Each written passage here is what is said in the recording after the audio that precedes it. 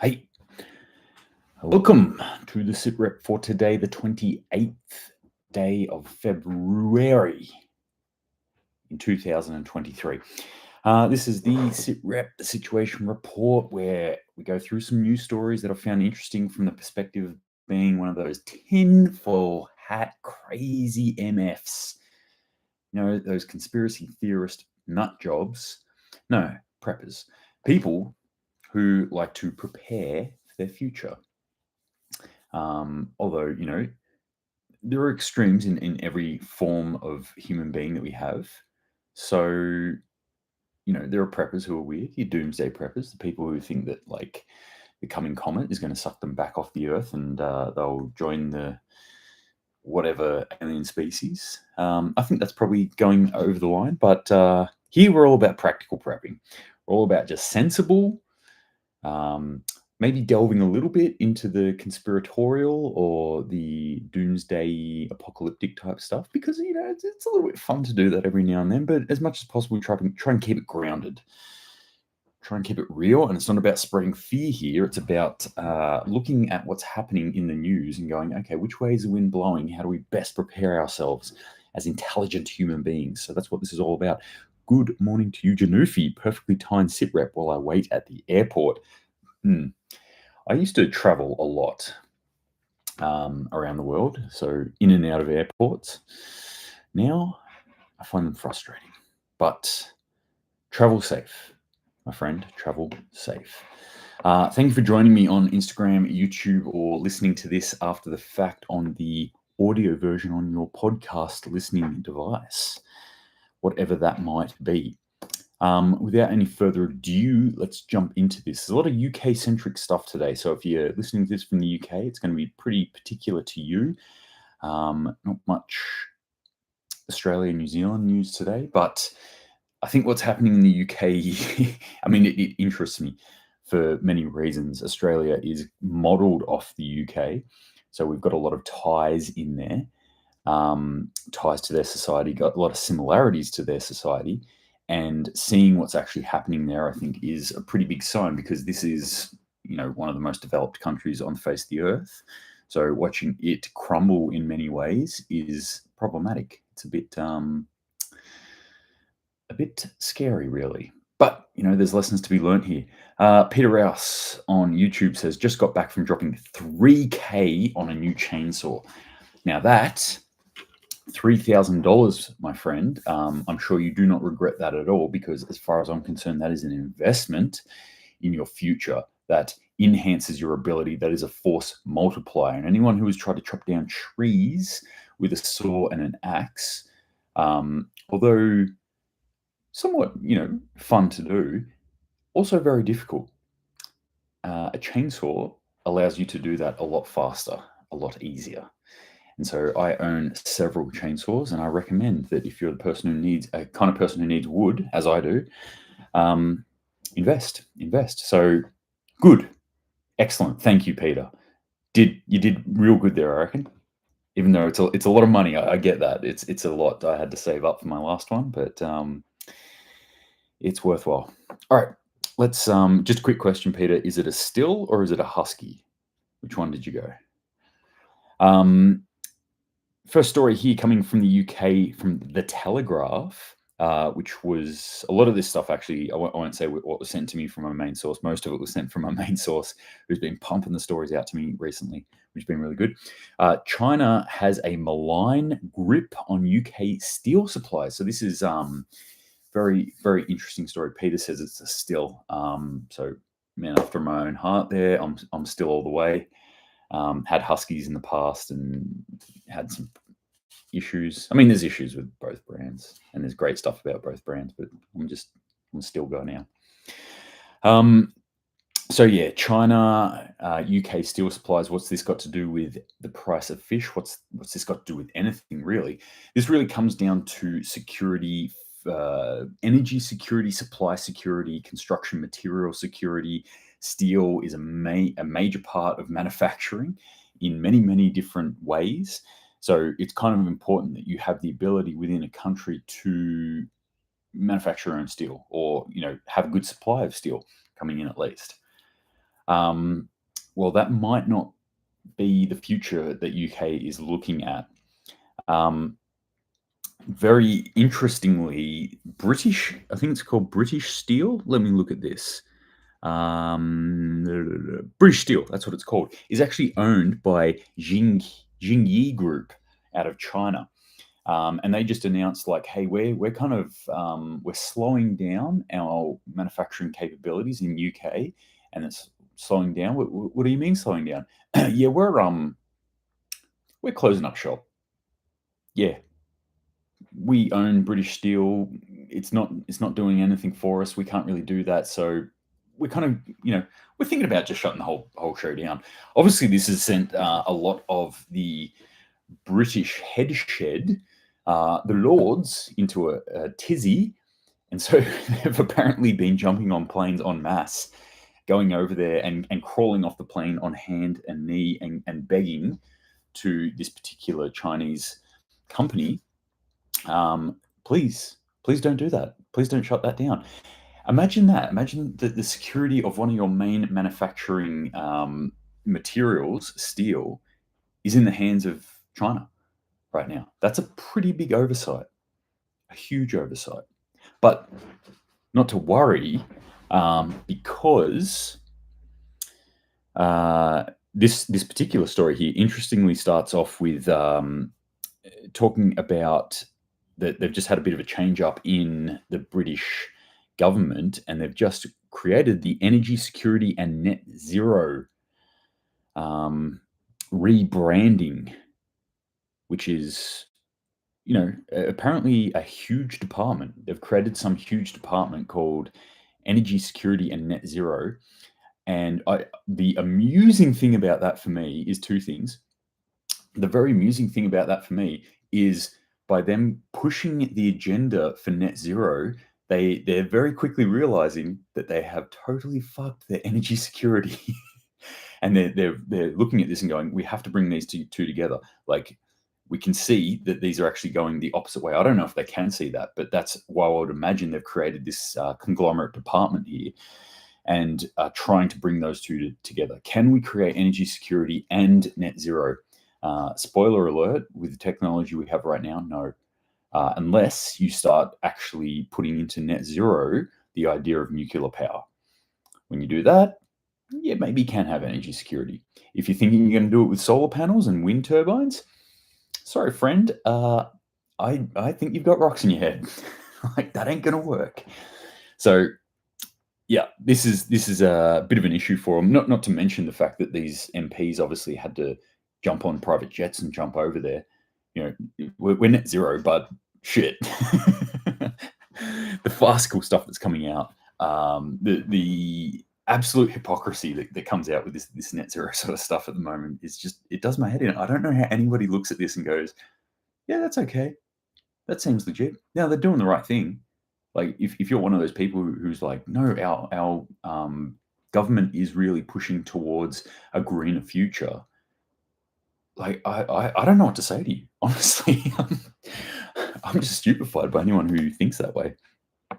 All right, what else is happening in the UK? Huge, unprecedented coffee shortage to hit UK supermarkets. This one could actually hit a lot of other places more than UK. And if you've ever listened to me before, coffee is one of my main macronutrients: protein, fats, a little bit of carbohydrates, and mainly coffee. That's what I run on. So anything to do with coffee concerns me. Weather conditions and labor shortages have led to smaller coffee exports from South America. It goes a bit deeper than this, though. Due to lower than expected harvests in Brazil, the world's largest coffee producer, it has been said that the demand for beans and similar products will not be satiated by the available supply for the next season. So the demand that we have for coffee, which is very high, the supply just shrunk. So there's going to be a shortfall coming up. That's going to increase prices of coffee more than it already is. But it also is going to mean that we're going to maybe not get the supply of coffee that we're going to get, that we usually get. As well as the weather, they're blaming the weather. Many laborers are reportedly leaving behind their lives in Central and South America to find better living conditions elsewhere. So that part of it is concerning. Weather effects, I'm like, okay, yeah, weather changes from year to year. That happens. We have shitty crops. We have strings of shitty crops. We can have 5, 10 years where, we don't get the yields of any sort of crop in any part of the world that you would expect to get. Australia, we're prone to drought here and then flood. But we have long stints of drought, and it can really affect our ability to grow a lot of food en masse. The issue here isn't necessarily the weather. This labor shortage that they labeled it as is much more than a labor shortage. This is actually the destruction of a sector. This is a group of people who are leaving en masse because the economic conditions for them to do what they were doing is no longer viable. So they're looking for a better life somewhere else. There are certain people that I think we should pay more and we should respect more. I think mothers is probably top of my list. Teachers are something we should do. We should invest in teachers. I'll put it that way. I know plenty of shit teachers out there, but it's kind of like egg and the chicken type thing where they're not getting paid enough. So why would they put in the effort? Also, I also know plenty of good teachers who put in way, way too much effort for the amount of payment or recompensation that they get for the effort that they're putting in. Coffee bean growers, I think, is the third one that we need to really thank and be thankful for. Should be a coffee bean grower day. How about that? Peter Rouse says, didn't some steel plants burn down? Yes, there were some steel plants. There were several steel plants and an aluminium plant, I think, that burnt down as well. Or was that, no, wait. I'll check that one. But there was definitely some plants that have burnt down and quite a few that have shut down throughout Europe as well. Peter Rouse also says, in my estimation at least, very correctly, solar only works on micro scale level. It is not a scalable technology, not what we have right now. If you're eating, like, I think Elon Musk is cool, right? I'm not an Elon Musk hater. I like some of his ideas. I buy Elon Musk linked technologies. I'm actually transmitting to you through Starlink because I'm doing a long-term experiment with it to see if it works and works in different areas, because I think it's cool, and I think it's a redundancy to the other forms of internet access that we have. So there's plenty of cool stuff that's going on there. But if you just drink the Kool-Aid of Elon Musk, you listen to everything he says and believe it, then I think you need to check the facts, all right? Because he's talking about, we can run an entire country off solar. I don't think you can, friend. I'm sorry. I don't think there's enough, with the current technology, I don't think there's enough constituent products to do that. You're looking at, everything from silver, steel, lithium, boron, like you name it, whatever's going into the batteries, whatever's going into the solar panels. I don't think there's enough to do it. Look at the size of the batteries. Okay, so this mega battery that they built in Adelaide in Australia, like we're gonna save South Australia from horrific blackouts, because they had a shitty blackout and it lasted a long time. So Elon Musk came in and said, "Hey, I'm going to build your solar battery and everything will be cool." Well, the reports that I read, like when you actually break down the numbers of it, I'm like, that's about 7,500 homes. Last time I checked, there was more than 7,500 homes in Adelaide. It's also about distribution of that power. It's also about peak usage and surge ability of that power. It's not a simple answer here. And people who go, yep, solar's the way of the future. No, like, yeah, if I have solar here in this house that I rent, and I'm like a small scale one as a backup, I'm building a house. I'm going to put solar on it. I'm going to have batteries there.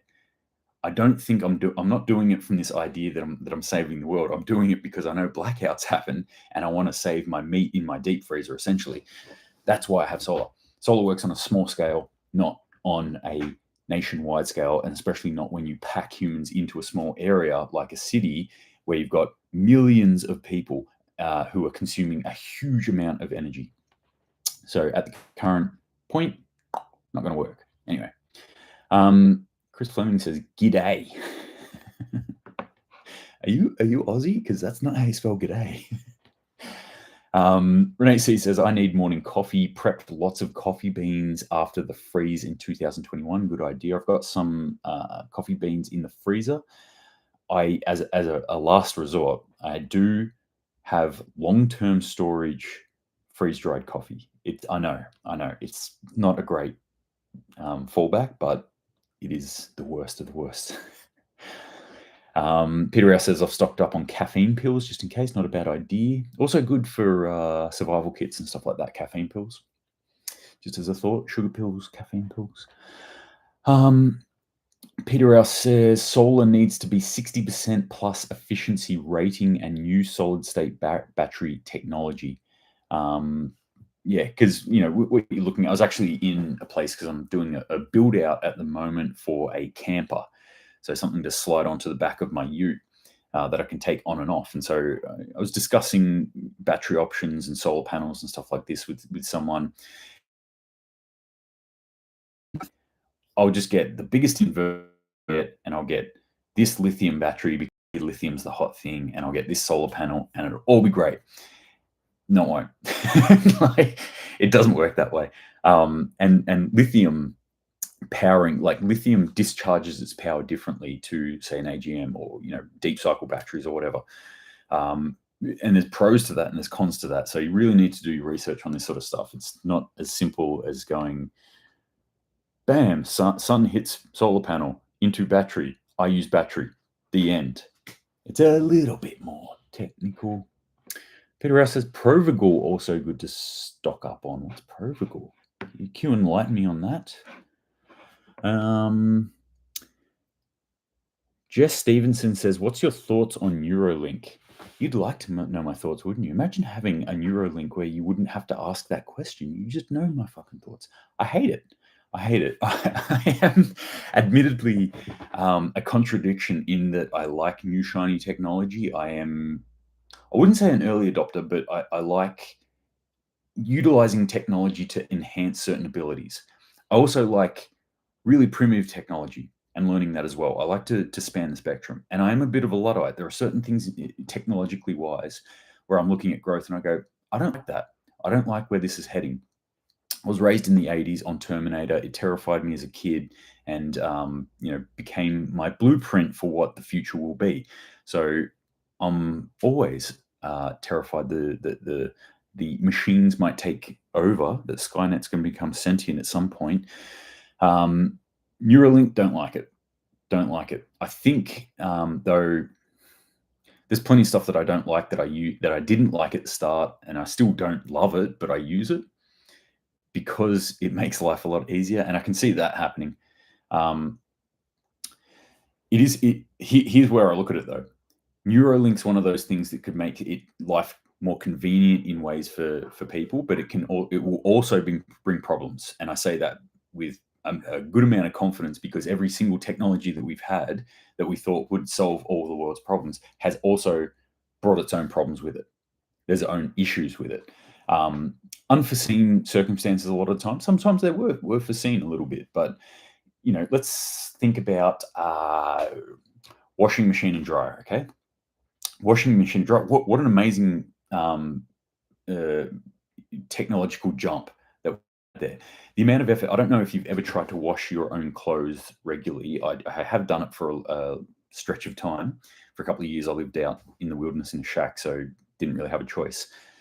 So I'd wash a lot of stuff by hand. It is energetically, it is calorically difficult or costly. It costs a lot of energy, of my personal energy, to do that. It costs a lot of time to do that. Whereas I can just stick something in there, press a button, boom, it's done. Great. Amazement. However, every single person that I know owns a washing machine. And I know they take up energy and they take up water. So the amount of water and energy that we all now use now jumps up as well. That's one of many things.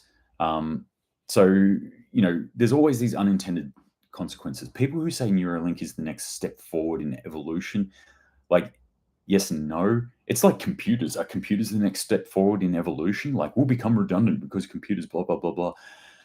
They'll be able to compute faster than the human brain. Well, they have been able to compute faster than the human brain in some functions for a long way, but they don't replace a human, not by any stretch of the imagination. Well, in some areas, yes, they do, but holistically, they don't replace a human. So there's always issues that come with this technology. Short answer, I don't like it. That's the easiest way to put it. Neuralink, not a fan. I certainly won't get it. I won't get chips put in my hand either, though. So, and I always retain the ability, as much as I possibly can, to live without any piece of technology that I own. So I always strive to learn how to do long division. That's what I like to tell people. Yep. I don't, or maybe once or twice a week, I actually do some form of maths on pen and paper, but the vast amount of my calculations are done on a calculator, usually on my phone. But I still know how to do long division. Just as a weird example, I still know how to wash my own clothes. I still know how to get my own food. I still know how to clean water. You name it. I try and find the regression of that technology to use.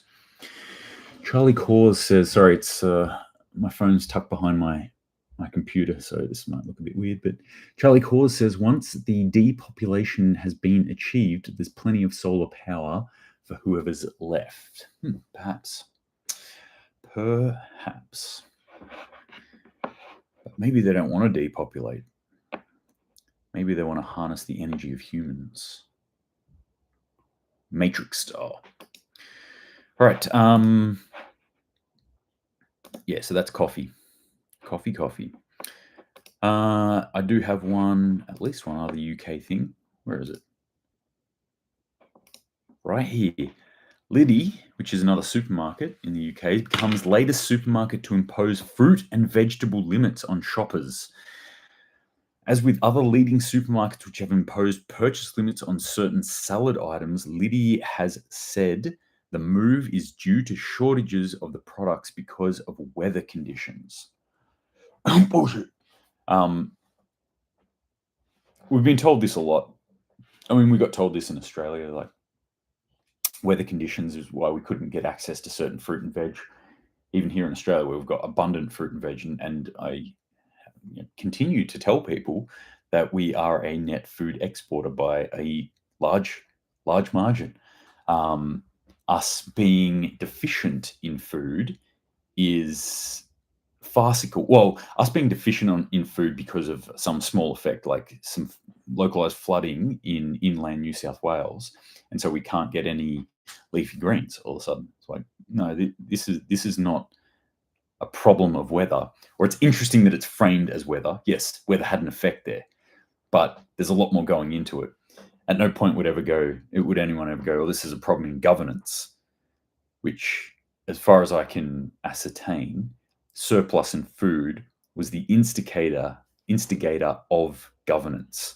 You got too much food, these people don't have enough, I'll be in charge, I'll pass that out. I'll make sure everything's above board. You can trust me.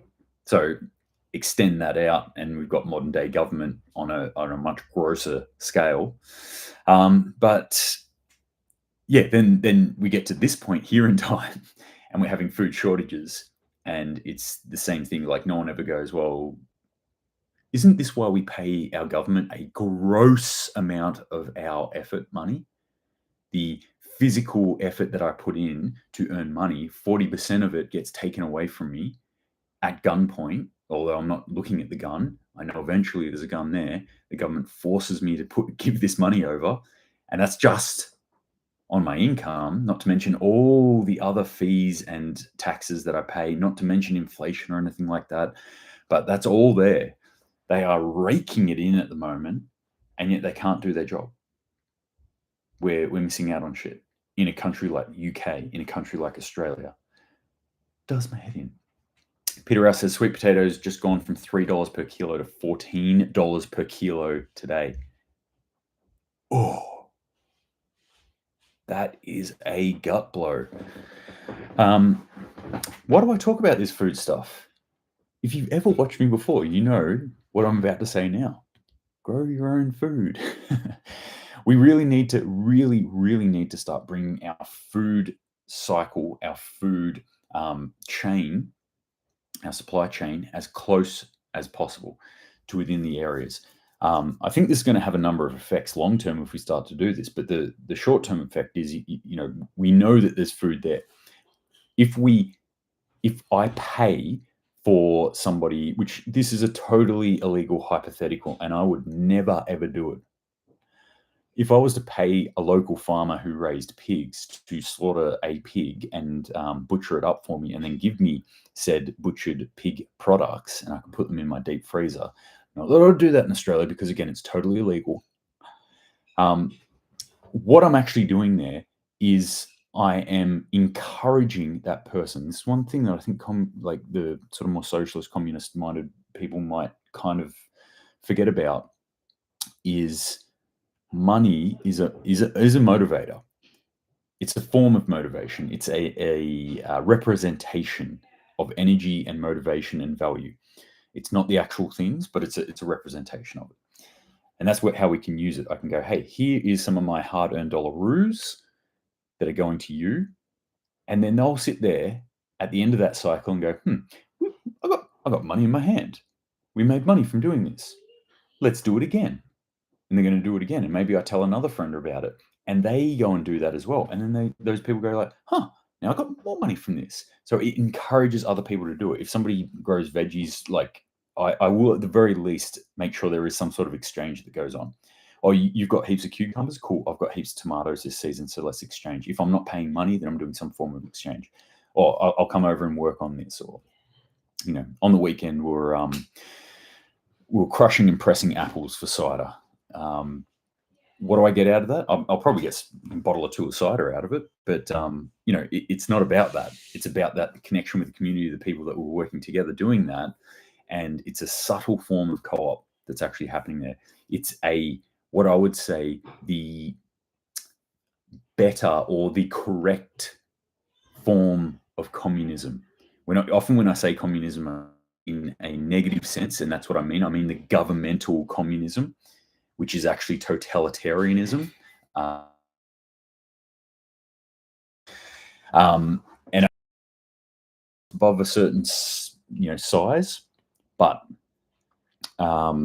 when you're looking at small scale things, then I think it can start to work, where people are putting in effort and actually doing an exchange. We can have oversight.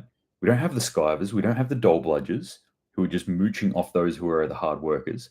You can kind of even it out and go like, well, everyone kind of has to work hard now, because if we don't, it's all going to fall apart. Anyway, that's my rant. $14 per kilo sweet potatoes is crazy. Renee C says, sweet potato is like a weed. It's growing in 3 of my compost gardens. Compost that price per kilo. Yeah, it's crazy. We had a massive wasp problem this year around Queenstown. They also attacked the fruit and vegetables. That's an issue.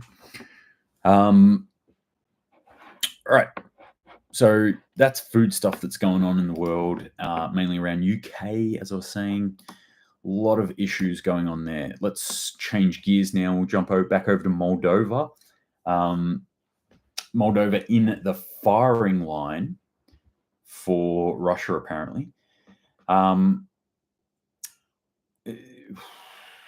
Yes and no. I'm thinking like there appears to be some stuff that's happening there that is very consistent with what we've seen Russia do in the past. However, how would Russia get more troops in there? Either Russia is very confident that they're going to roll over all of Ukraine, or at least create a corridor that they can push troops into Moldova, or they're going to just fight it with what they've got in Transnistria. So I'm a bit like, there's some weird stuff coming up about this Moldova one, but again, looking at what the actions are of the Western powers and what's happening, Japan joins the EU and US to prop up Moldova financially. Japanese ambassador to Moldova has just said that they are going to support them or support their budget for the amount of $100 million thought that was quite interesting. So Japan obviously being pulled in line there. Japan doing a lot of stuff militarily and a lot of stuff which aligns them into the West. This is yet another step of Japan doing that, and it's kind of a you scratch my back, I'll scratch yours, quid pro quo kind of thing where they're like, hey, we're doing this, we're being seen to do our part, we're putting money into Moldova, we're helping support this whole Ukraine anti-Russia support here. I think they're sort of setting this up for I think they're sort of setting this up for we need help here now with China, we need help here with Northern Korea. Come on in. Remember we gave that $100 million to Moldova, US? Remember we did that with you guys? Can you come help us out now? This was an interesting story coming out. Actually, no, wait. I've got some more Moldova here, I'm sure. Where is it before I jump into that?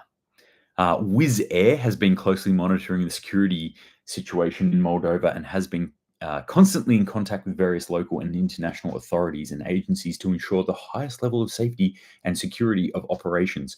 So what we're seeing here is the possibility of closing down of airspace. If we're looking at private companies, if we're looking at any sort of airspace, it could be military or private, so governmental or private entities who are flying in and around an area, they're obviously starting to look at this and make the assessment. They're going, okay, is it safe to go in there anymore? Because remember, at the start of the Ukraine conflict and just before it, this was a big thing. This was one of those indicators when we were looking at it, you go, whoa, airspace just got shut down. Airspace didn't get shut down at the start by any enforcement or decree or order or anything like that. It was a whole heap of private companies just going, we're not flying there anymore. And you could look at the flight map and there's just this they were all going around that whole area. So, again, not a big story, not a massive story in of itself, but this is an indicator, this is another data point where we're looking at this going, okay, for a company to go, look, we're looking at it, we're not doing anything yet, but we might do something. They're not going to cut their own throats. They're not going to cost themselves money unduly. They're going to think that there's a serious threat there, and then they're actually going to do something about it. Here's a little interesting story that came out about the amount of US dollars. So the US military aid to Ukraine exceeds the cost of Afghanistan, which I thought was very interesting. A lot of money went into Afghanistan. So the Ukraine has just become the time frame is important here. They've just become the fourth most costly amount of money adjusted for inflation and time period. Number one was Korea, I believe, the Korea War, then Vietnam War. Korea, Iraq, Vietnam, or Vietnam and Iraq might have been swapped over. Then Afghanistan was fourth, apparently. Well, not anymore. They've been knocked off. They're in fifth place now because the amount of money that the US has pumped in to Ukraine now jumps them up into fourth spot, eyeing that third spot for the amount of money that's been pumped in there of military aid. Interesting data point is from itself. But if we look at the timeline of those wars, and the actual effort that was put in, Korean War, a different situation, okay? Just come out of a world war. There's a whole heap of, trepidation going on in the world still. So US dedicated themselves in a way that was World War II-esque. It wasn't World War II war footing that they did, obviously, in those two areas, in the Pacific and in Europe. But it had that kind of hangover from it. Vietnam, you're looking at a war that went 10 years. Afghanistan, you're looking at a war that went 10 years. Well, the time period they put on this indicator was 10 years. It went longer than that, but 10 years. Korea was shorter, but obviously a bigger. They were actually sending in troops. The point that I'm getting to here. So Afghanistan, they're looking at 2001, 2010, even though they pulled out officially at 2014. Just as a reminder, the war in Ukraine is 1 year old. So in 1 year, they have spent more than they spent in Afghanistan in 10 years. It's pretty terrifying and interesting. So if you're a proud tax-paying American right now, I might be writing a letter to my local representative saying, what's going on, man? My tax money. What are you doing with it? Also, East Palestine, Ohio. We're not looking after them? Hello, 300 Survival. Thanks for joining. This one was a tiny little story that kind of slipped by, and I looked at it and I was like, what is this about? I want to find out more about this. Belarus President Lukashenko to visit China next week. At the invitation of Chinese President Xi Jinping, President of Belarus Alexander Lukashenko will pay a state visit to China from February 28th to March 2nd. Why? What's going on there? That's interesting. And that's literally all. Like, there was some other stuff about that in the article, but that's the nuts and guts of it. Couple of things that are going on there. Ties between China and China and Russia. Okay, so this has been talked about a lot in the Western media. They're really, really trying to make this a thing, and it could totally be a thing. They've got credible intelligence reports that China is about to send military aid to Russia for money, of course. And this has got the West in a ditty. Obviously, like, this is all the reporting from Pentagon, so we've got their word to take for it. It may happen. It certainly may happen, or this could just be beating the war drum, like saying China bad, Russia bad, also China bad. Who else do we want to lob in with this? Belarus bad. Bang, chuck them in there as well. It's all tying together.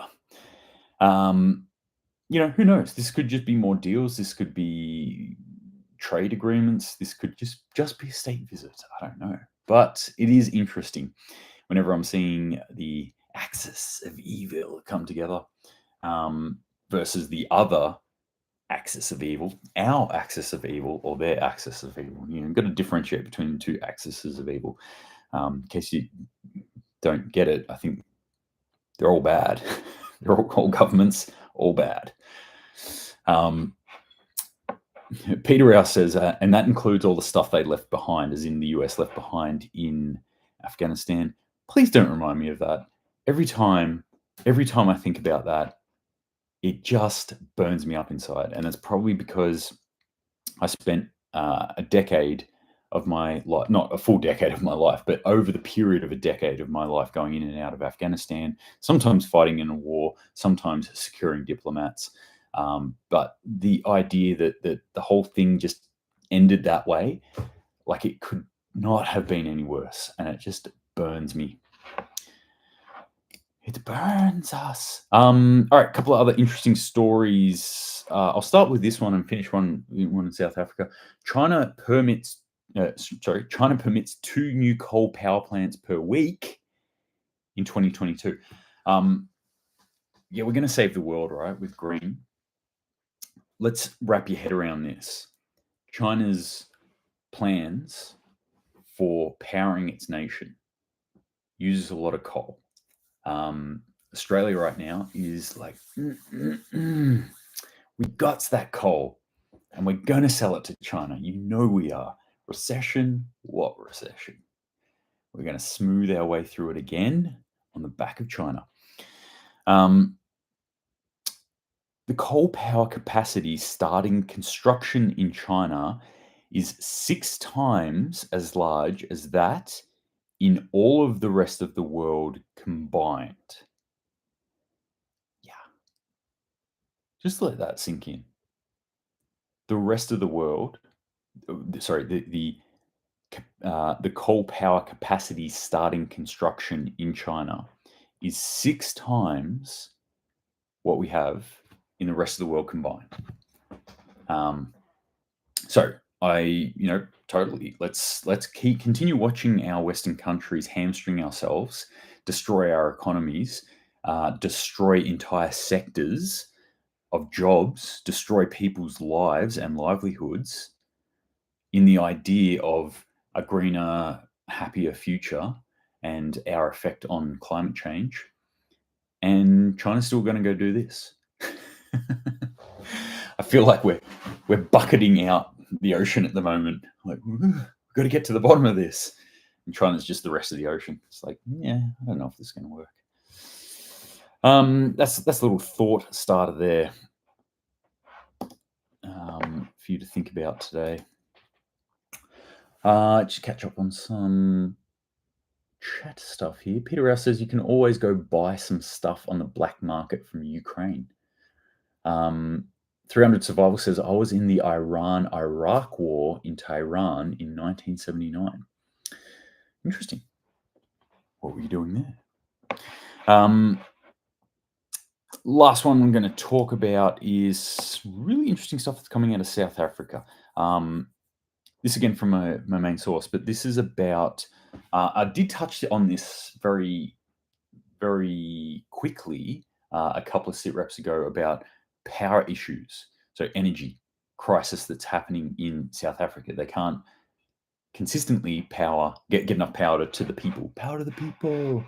No, like actual energy power to human beings.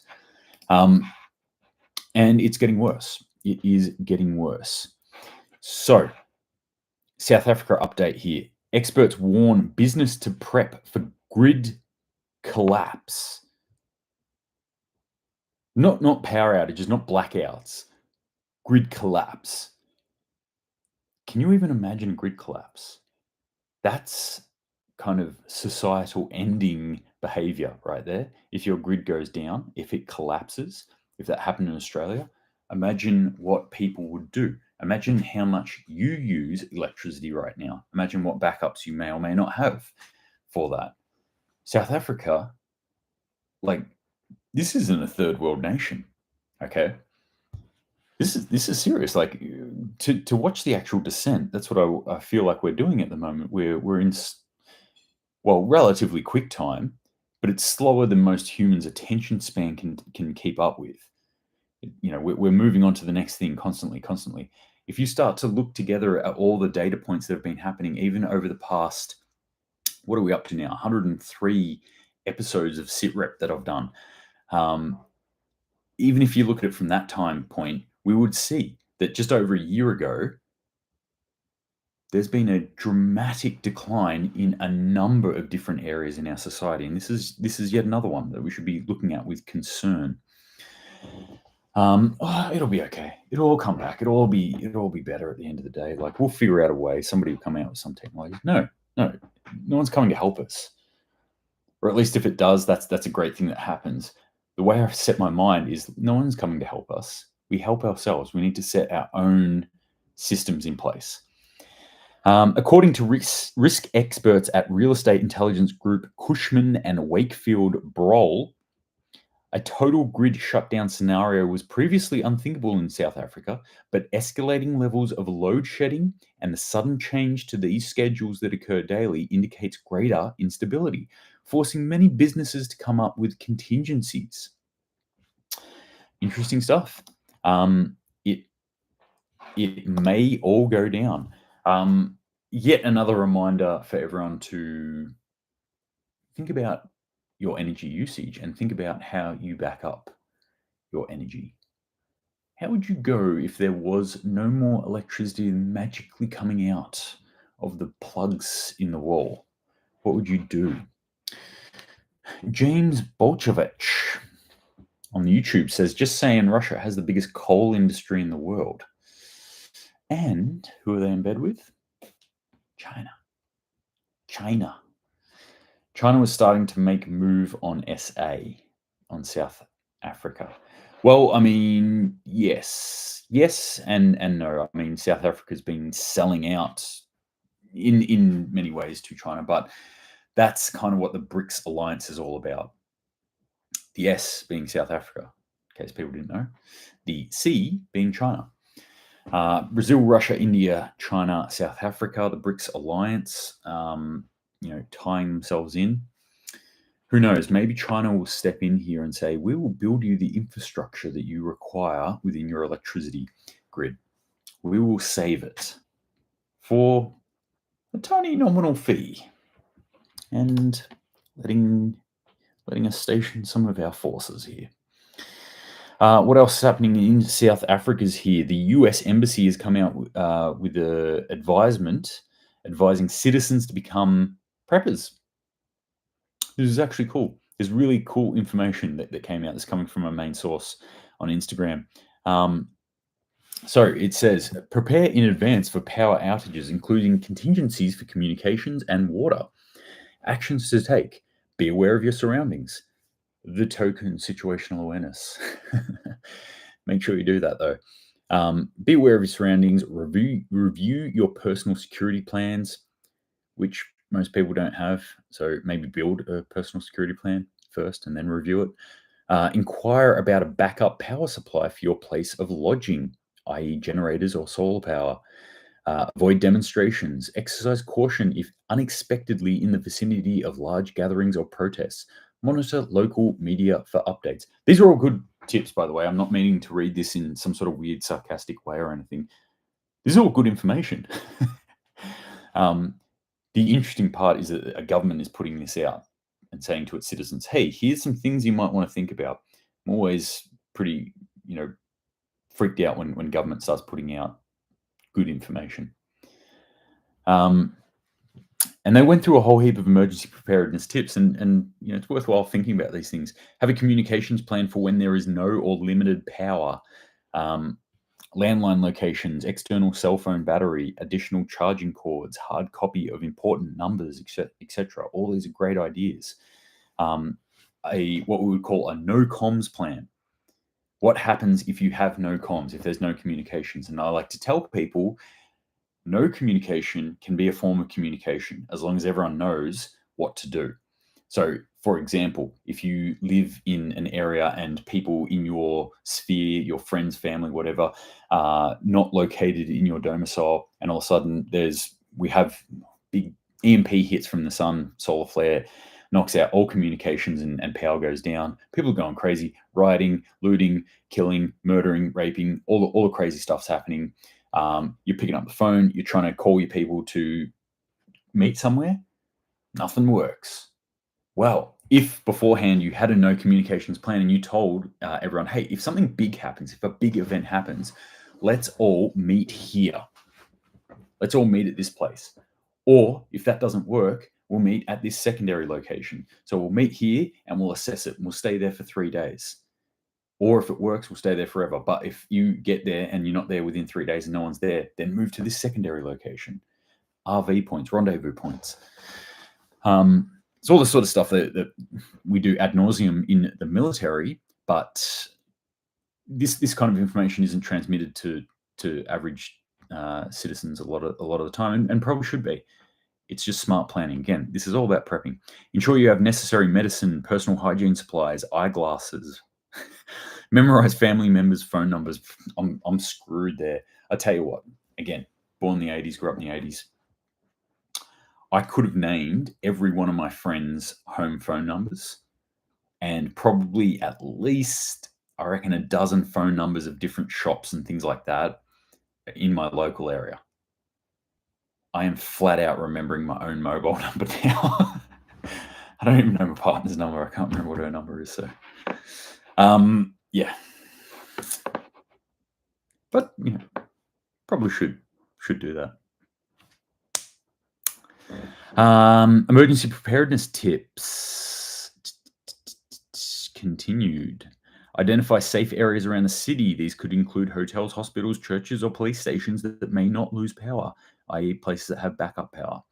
Maintain 72 hours worth of supplies at home by stockpiling non-perishable food, 3 liters of drinking water per person per day, and medicines and food aid supplies. Store flashlights, batteries, radio, and basic tools in a safe location where all family members have easy access. There you go. It's the summary of what I've been talking about for the last year. That's the end of SitRep. Thanks for coming. I'm done. I'm out. US government's just nailed it. My wife's phone number is one number off my number, which makes it easy. That's a very smart idea. Thank you, Peter Rouse, for that idea. If you have the choice of choosing your numbers, do that. Do sequential numbers if you can. Janufi says same. Laughy faces. I still remember Pizza Hut's number. Yep. Yeah. Yeah, so some really interesting stuff there that the US government's put out to its citizens in South Africa. Power grid potentially going down, or the likelihood of that happening increasing. Kieran says basic tools and the rest. You're not so basic tools and chainsaw. No, whatever tools you feel you might need, but definitely one that's worthwhile, I think. Little grab toolkit. I was looking for I made a little toolkit, right, and put it in my car. It was a purpose one for car. It was car sort of stuff, really, really handy sort of stuff in a hard case. I was looking for it the other day, and I just realized I tucked it away in my car, my old car, which I traded in. So some lucky person out there is going to find a older Ford Ranger. You're going to reach under the seat one day and go, oh, wow. Anyway, I'm going to have to build another toolkit. All right, that's it for today. Thank you very much for joining me. Thank you very much, Creative Redundancy, just jumping on now, but I'm about to leave. So stay safe out there. Think about these things that I've been talking about today. As I said, this is not for the purpose of freaking you out. This is not fear porn. Don't give in to that side of prepping. Be empowered. Learn to be empowered. This is a realistic look at the world and going, okay, here's some things that can go wrong. Am I prepared? Am I not prepared? And don't freak out if you're not prepared. All right. There's plenty of things that I'm not prepared for. Just take the steps to get more prepared. At the end of the day, one of my favorite sayings is you don't have to outrun the bear. You just have to outrun the person next to you.